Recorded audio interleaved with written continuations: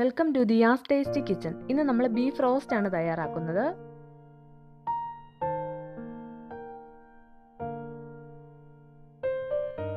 ആദ്യം നമുക്ക് ബീഫ് ഒന്ന് വേവിച്ചെടുക്കണം. അതിനായിട്ട് കഴുകി വൃത്തിയാക്കി വെച്ചിരിക്കുന്ന ബീഫ് ഒരു കുക്കറിൽ എടുക്കാം. ഇനി ഇതിലേക്ക് 1 tablespoon Kashmiri chilli powder, 1 tablespoon meat masala, 1/4 teaspoon garam masala, 1/4 teaspoon മഞ്ഞൾപ്പൊടി, പാകത്തിനുള്ള ഉപ്പുപൊടി എന്നിവ ചേർത്ത് കൊടുക്കാം. ഇനി ഇത് നന്നായിട്ടൊന്ന് ഇളക്കി മിക്സ് ചെയ്തെടുക്കാം. ഞാനിപ്പോൾ ഇത് നന്നായിട്ട് ഇളക്കി മിക്സ് ചെയ്തെടുത്തിട്ടുണ്ട്. ഇനി നമുക്കിതിലേക്ക് പാകത്തിനുള്ള വെള്ളവും ചേർത്ത് കൊടുക്കാം. ഞാനിവിടെ 1/2 ഗ്ലാസ് വെള്ളം ചേർക്കുന്നുണ്ട്. ഇത് നന്നായിട്ടൊന്ന് ഇളക്കി കൊടുത്തതിന് ശേഷം നമുക്ക് കുക്കർ മൂടി വെച്ച് വേവിച്ചെടുക്കാം. ഞാനൊരു 5 വിസിൽ വരെ വേവിച്ചെടുക്കുന്നുണ്ട്. ബീഫ് വേവിച്ച് മാറ്റി വെച്ചതിന് ശേഷം വേണം അതിനുള്ള ഗ്രേവി തയ്യാറാക്കാൻ. ബീഫ് വേവിച്ച് മാറ്റി വെച്ചിട്ടുണ്ട്. ഇനി നമുക്ക് ഒരു പാൻ ചൂടാക്കി അതിലേക്ക് 3 ടേബിൾ സ്പൂൺ കോക്കനട്ട് ഓയിൽ ഒഴിച്ചു കൊടുക്കാം. എണ്ണ നന്നായി ചൂടായതിനു ശേഷം നമുക്ക് ചോപ്പ് ചെയ്ത് വെച്ചിരിക്കുന്ന സവാള ചേർത്ത് കൊടുക്കാം. ഇത് 3 മീഡിയം സൈസ് സവാളയുണ്ട്. ഇനി ഇതിലേക്ക് അല്പം ഉപ്പും ചേർത്ത് കൊടുത്തതിന് ശേഷം നമുക്കിതൊന്ന് ഇളക്കി കൊടുക്കാം.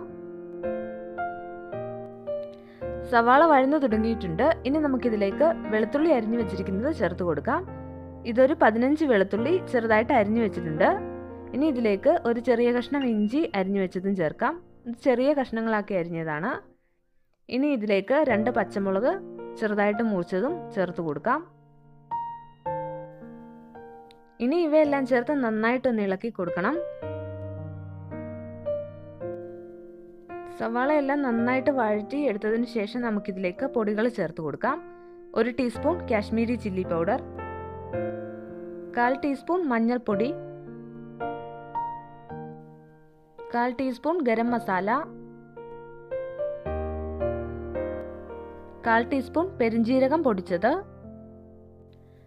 ഗരം മസാല ചേർത്തത് കൊണ്ട് പെരിഞ്ജീരകം പൊടിച്ചത് ചേർക്കാതിരിക്കരുത്. പെരിഞ്ജീരകം ചേർക്കണം, എങ്കിലേ കറി നല്ല ടേസ്റ്റി ആയിരിക്കത്തുള്ളൂ. ഇനി ഇത് നന്നായിട്ടൊന്ന് ഇളക്കി കൊടുക്കണം. സവാളയും പൊടികളും എല്ലാം നന്നായിട്ട് ഇളക്കി മിക്സ് ചെയ്ത് പൊടികളുടെ പച്ചമണം മാറുന്നത് വരെ ഇങ്ങനെ ഇളക്കി കൊടുക്കണം.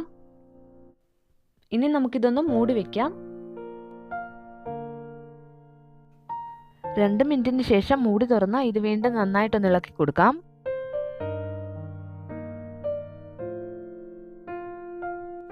ഇനി നമുക്കിതിലേക്ക് വേവിച്ച് വെച്ചിരിക്കുന്ന ബീഫ് ചേർത്ത് കൊടുക്കാം. ബീഫ് നന്നായിട്ട് വെന്ത് മസാലയെല്ലാം പിടിച്ചിട്ടുണ്ട്. ബീഫ് സ്റ്റോക്കും ഇതിലേക്ക് ചേർത്ത് കൊടുക്കണം.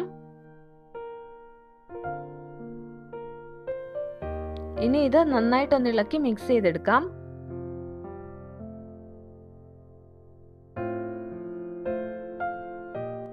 നന്നായിട്ട് ഇളക്കി കൊടുത്തതിന് ശേഷം നമുക്കിത് മൂടി വെക്കാം. ഇടയ്ക്ക് മൂടി തുറന്ന് ഇതൊന്ന് ഇളക്കി കൊടുക്കണം.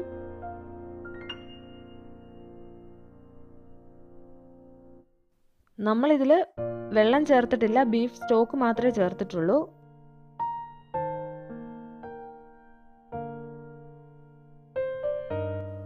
ബീഫ് നമ്മൾ ഓൾറെഡി വേവിച്ച് വെച്ചിരുന്നതാണ്. ഉപ്പൊക്കെ പാകത്തിനുണ്ടോ എന്ന് നോക്കിയിട്ട് ചേർത്ത് കൊടുക്കണം. ഇനി നമുക്കിത് മൂടി വെക്കേണ്ട ആവശ്യമില്ല. തുറന്നു വെച്ച് തന്നെ നന്നായിട്ട് ഇളക്കി കൊടുക്കാം.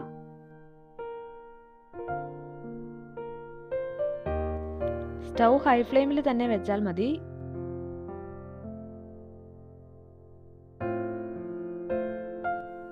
ഇതിലെ വെള്ളമൊക്കെ നന്നായിട്ട് വറ്റണം.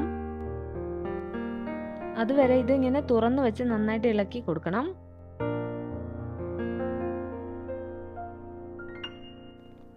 പെരിഞ്ജീരകത്തിന്റെയും ഗരം മസാലയുടെയും ഒക്കെ നല്ല ഫ്ലേവർ ഉണ്ട്.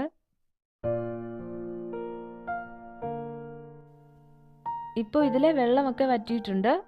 എണ്ണയൊക്കെ നമുക്ക് നന്നായിട്ട് തെളിഞ്ഞു കാണാം.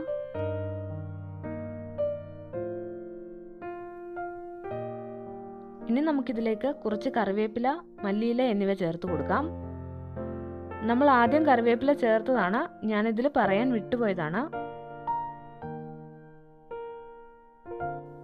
കറിവേപ്പിലയും മല്ലിയിലയും ഒക്കെ നമ്മുടെ ഇഷ്ടത്തിനനുസരിച്ച് ചേർക്കാവുന്നതാണ്.